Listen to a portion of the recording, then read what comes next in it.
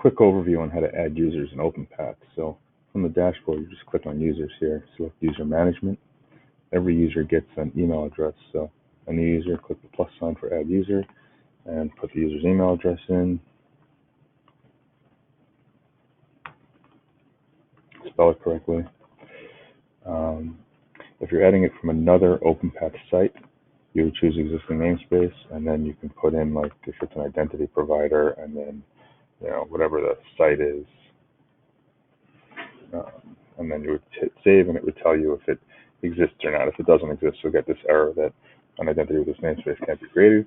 If it does exist, you'll get a nice little green notification that it's been added. You could add first name, last name, whatever, but all it really needs is an email address. So create the email address, then from ask to create a credential.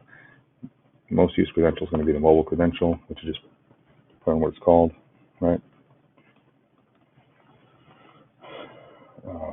With spaces usually. And save. And then you would that's going to send a welcome email with links to the app and how to provision the credential on the phone once the app is installed. It's very, very simple. Other credentials, Weekend ID is basically like a prox card. Put in the facility code, card number, and save it. Used for gateway is going to pass that credential information to like another access control system, which is very useful if you have either an older access control system or a parallel access control system. We can actually send this user's credential information and actually see activity that we're doing from here in that other access control system's event log. So we could save a Weekend ID with as long as it's used for gateway. Card number already exists, I guess 1, 2, 3, 4, 5 I use a lot, but it doesn't matter.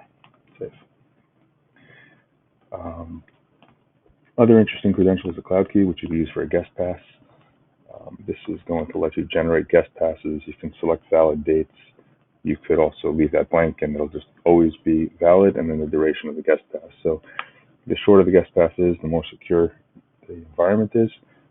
60 minutes works very well because it's going to be the default time that the system pulls up when the end user is creating a guest pass for one of their guests. But the time that you set it is up to you. Save it, and now we can create guest passes from the mobile app for each user. And that's basically all you need to create a user. You can then select what doors have access. If you add the user to a group, then you don't have to select doors individually. But otherwise, on top of that, you can select individual door access. And that's pretty much it.